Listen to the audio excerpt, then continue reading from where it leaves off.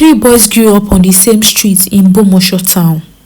They shared everything: food, clothes, dreams, and the heavy frustration of being broke.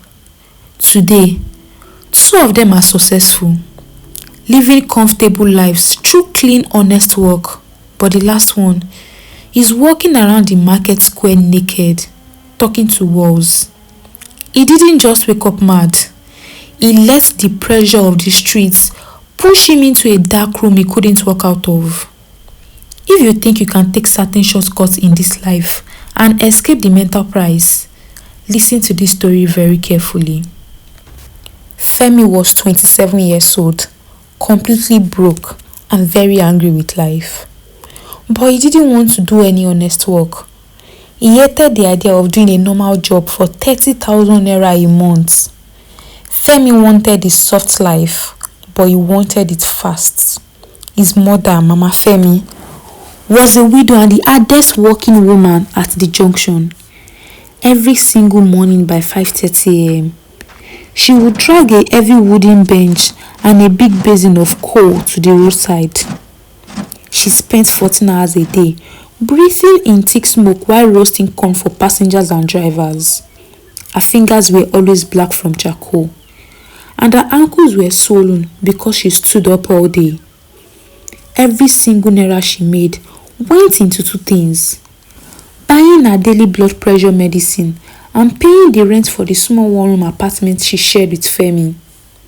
But Femi was ashamed of his mother's business. He would sit under a mango tree nearby, watching his old mother struggle with heavy bags of corn. He would never lift a finger to help her move the charcoal or carry water.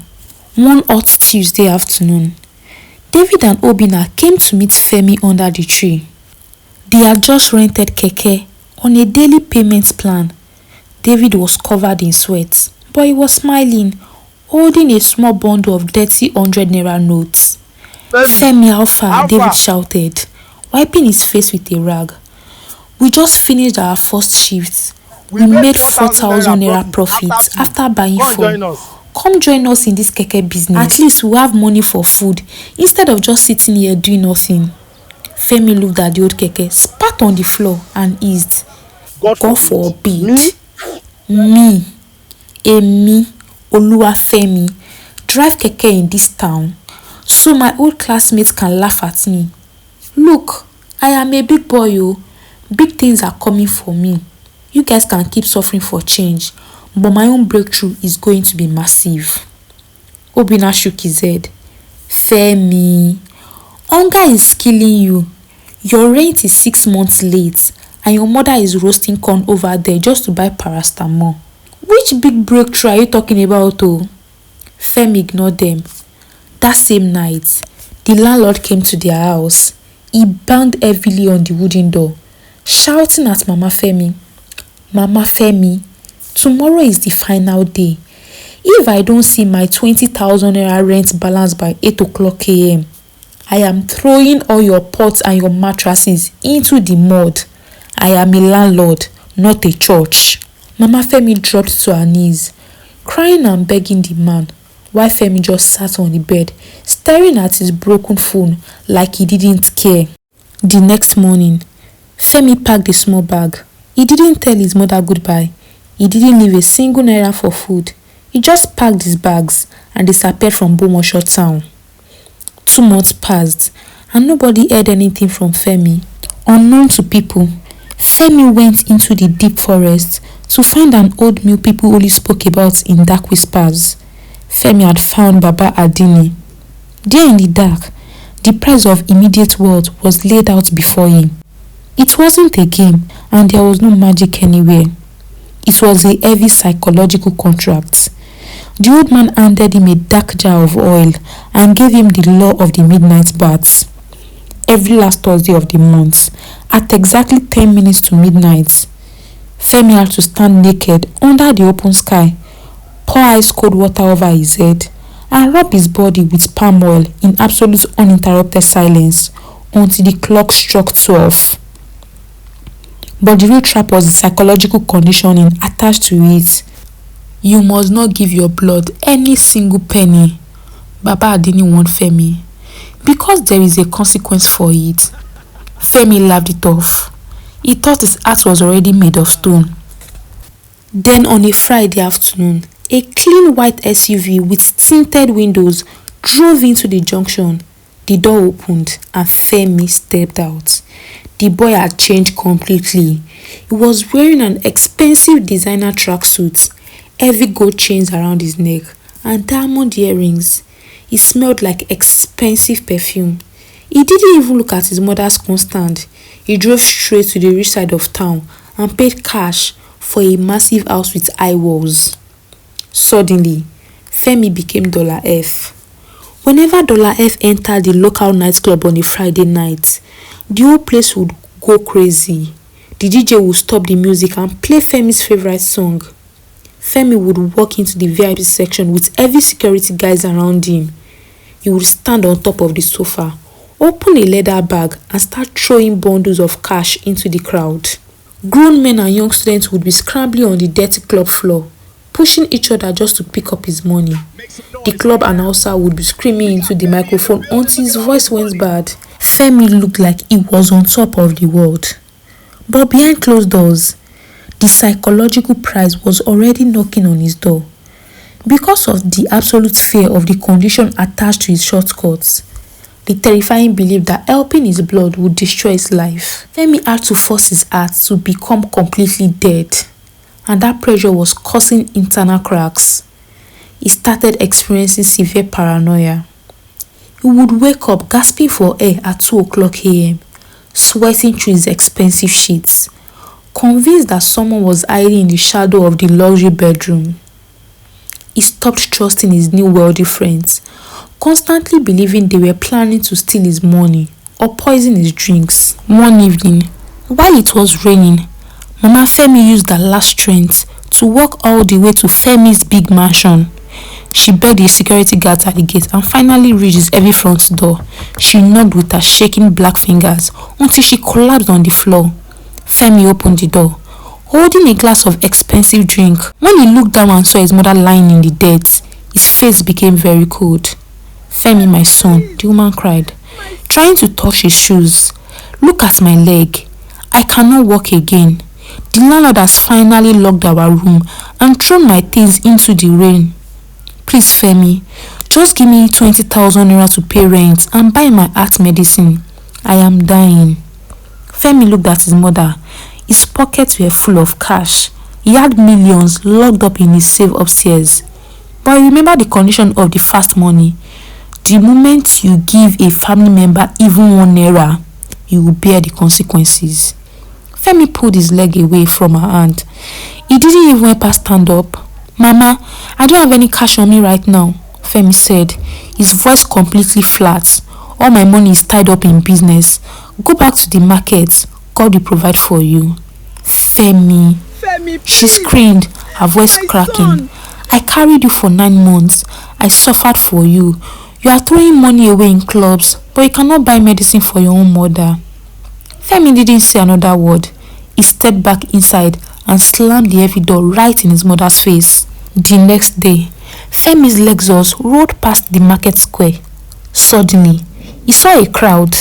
Mama Femi was desperately dragging a young bus conductor's shirt, crying and fighting over 100 naira change because she needed it to buy cheap medicine for a splitting headache.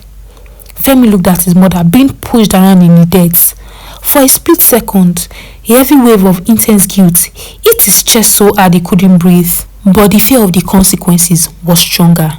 He felt sick to his stomach, gripped by a sudden panic attack. He quickly rolled up his tinted window, turned the music to the highest volume, and sped away. David and Obina saw everything. They saw how Femi abandoned his mother while living like a king. At first, a dark temptation started growing in David's mind. "Omo, this money past normal business," David whispered to Obina. "Look at how we are sweating day and night inside this keke, and we barely make 5,000 naira. I am tired of this suffering, Joe. Let's go and ask Femi how he did it. Even if it is dirty, I want to taste that rich life too." Obina and David blocked Femi the next day at the market. "Femi, look, we grew up together," David said, his voice desperate. Things are too hard. Show us the road now. We want to buy big cars too. Femi adjusted his gold chain, looking at them and laughed. You want soft life too. You boys think you have the liver for this life. Fine, there is no problem. I will show you the way. Go to the deep forest near the old abandoned mill. Ask for Baba Adini. He will set you up. That night, they actually walked down to the edge of the dark forest, staring into the trees where Baba Adini lived. David was holding his phone, looking at a message from his sister asking for school fees. Obinna suddenly stopped walking. He looked at David. David, let's go back. David looked confused. Why? You don't want to be a big boy? Obinna said. David, we're not like this, Jare. His voice shaking but firm. Did you see how Femi treated his mother yesterday? The woman who gave birth to him was begging for paracetamol and he slammed the door on her. If getting rich means I will have to watch my own mother suffer and lose my mind if I help her, then that money is a curse. I would rather drive keke for the rest of my life than lose my soul. David stood there in the dark, thinking about it. He remembered Femi's empty cold face when he ignored his mother at the market. David sighed and deleted the directions to the forest from his phone. You are right, bro. Let's go. They refused to let Femi's wealth pressure them.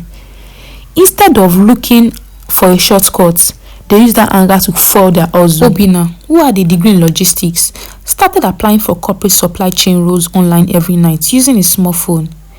David started saving every naira from the keke business to apply for a professional driving and logistics certification. 1 year later, their consistency paid off. A multinational shipping company opened a new mega hub near the city. Because Obinna had his degree and David now has his professional certificates, they applied as a team. The interview was tough, but the hiring manager loved their work ethic. They were hired as regional logistics managers. They were given official company car, health insurance for their families, and a monthly salary that was more than what they used to make in a whole year. They built clean, solid wealth that they could share with their families without any fear. But while David and Obinna were rising honestly, Femi's mental prison was closing in. The fear of that last Thursday of the month was eating him up. He couldn't sleep in the dark.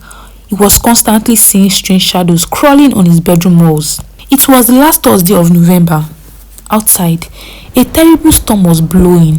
The wind was howling and the rain was beating against Femi's house like stones. Inside his big mansion, Femi was sweating heavily even though the AC was cold. It was 10:15 p.m. In his backyard, under the heavy rain, his plastic bucket of cold water was already waiting.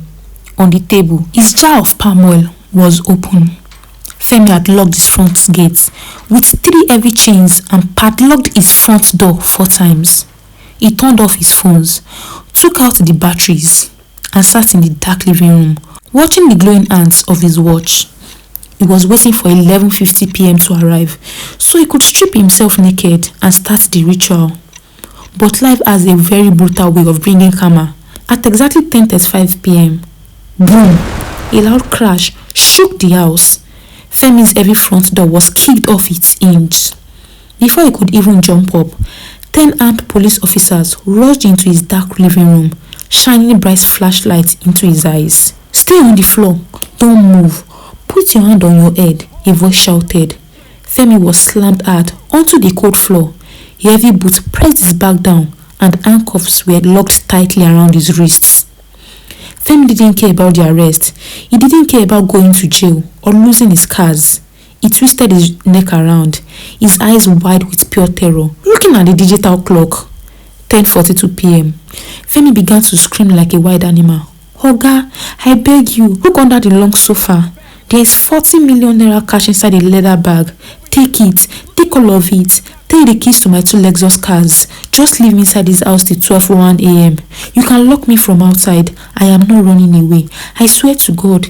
Please, my life depends on it. Just give me 20 minutes. The team leader laughed coldly. You fraud boys are very funny. Keep your 40 million for your court lawyer. Femi wept bitterly. He crawled on his knees, begging and screaming as they chewed into the back of a dark police van. The rain was beating him heavily as the van drove away into the fast storm. The time was 11:15 p.m. By 11:40 p.m., Femi was pushed inside the dark detention cell at the police headquarters. The cell was small, dark, and hot, packed with 25 aggressive suspects, thieves, and street fighters. The noise inside was pure chaos. Men were arguing, cursing, and singing loud songs to pass the time. Femi ran to the iron bars, shaking them with all his strength, screaming, "Officer, officer, please look at the time. It's 11:45 p.m. Just let me go to the backyard of this station. Even if you want to hold my handcuffs, just let me pour water on my head and rub oil. If I don't do it before 12, I am a dead man. Please." The cell guard, who was sitting on a chair eating roasted groundnuts, didn't even look up. "Young man, sit down and stop disturbing us, Joe. If you shout again, I will come inside here with a whip." Femi turned to the inmates inside the cell. He dropped to his knees in the dirt, tears streaming down his face, the whole body shaking.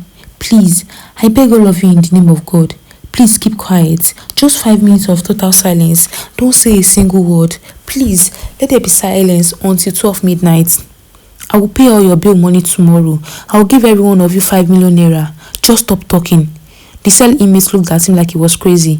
One big suspect stepped forward and pushed Femi down into the dirt. "My friend, shut up. Which 5 million naira? You think this place is your father's house, Abi? If you don't sit down there quietly, we'll beat you up inside the cell." The cellmates burst into loud laughter, shouting and mocking him. Femi covered his ears, screaming at the top of his lungs, trying to stop their voices from entering his head.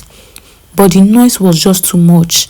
The clock on the wall kept ticking. 11:50, 11:55, 11:58, 11:59 p.m. Femi stared at the clock. His heart was beating so fast it felt like it would explode out of his chest. The clock hit 12 o'clock a.m. The very second the clock hit midnight, something inside Femi's head snapped. The loud noise of the cellmate suddenly disappeared into a sharp, loud ringing sound inside his ears. Femi didn't bark like a dog, and he didn't die. He just stood up slowly from the floor. His eyes, which were always full of pride, became wide, cloudy, and completely blank. He let out a low, terrifying groan, the sound of a human brain losing everything inside it instantly. He began to scream, using his sharp, dirty fingernails to scratch his own skin thoroughly. He scratched his flesh until blood began to pour out, whispering words over and over under his breath.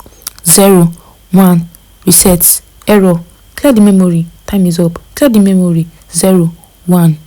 The inmates stopped laughing.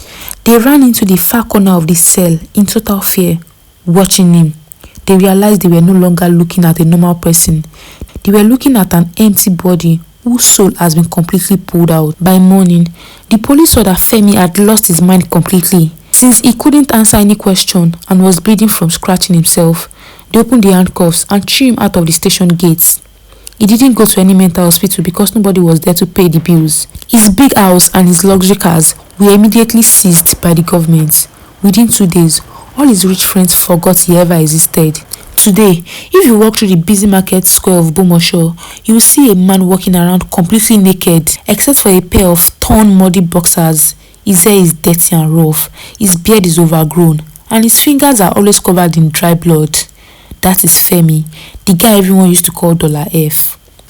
Sometimes, his aimless walking brings him right back to the busy junction. He walks right past the wooden bench where his mother, Mama Femi, is still sitting, roasting corn with tears running down her old face. Whenever he passes, the heartbroken mother will drop her roasting tools, break a piece of hot corn, and hold it out to him, crying bitterly. "Femi, my son, look at me. It's your mother. Please eat something." But Femi will just stare straight through her with his dead empty eyes. He doesn't recognize her at all. He will violently push her hand away, ease loudly, and keep walking down the dusty road, scratching his arms and talking to the wind. System error, 0, 1, reset, system error. And right through that same crowd, a clean official corporate SUV crawls slowly past the junction. Inside the car are David and Obina, looking sharp and professional in their company uniforms. They are just returning from a high-level logistics meeting, and their lives are comfortable, secure, and blessed. They look out the window for a brief second, watching their old childhood friend, Femi, picking dirt from the gutter. David's eyes fill with pity and Obinna just shakes his head. Remembering the night they almost walked into that dark forest, they pulled over. With 2 large tubers of yam and a clean bag of provisions they bought from a roadside seller and hand it over to Mama Femi to support her before quietly driving away. They chose the hard road, and today their hands are clean and their minds are at peace. In the streets, everybody will tell you to get money by all means. They will tell you to do anything to escape poverty so that people will respect you. But what they will never tell you is that some shortcuts are too dangerous, and by the time you get the wealth, you have already lost your soul. David and Obinna felt the same pressure Femi felt. They were hungry too, but they chose to protect their peace and their families. Today, they are successful, clean and happy, while Femi is walking the same street naked, begging for the same 100 naira he refused to give his family. Fast money gives a very sweet life for a short time, but when the death comes due, the darkness is total. Keep your hands clean. True success takes time, but neither will it cost you your mother, nor your mind. Now, over to you. If you had known the true price of that midnight path, would you still have walked into the forests? Drop your thoughts in the comment section below, and don't forget to hit the subscribe button to subscribe to my channel, like this video, and I'll see you all in my next one. Stay safe out there, guys. Good night.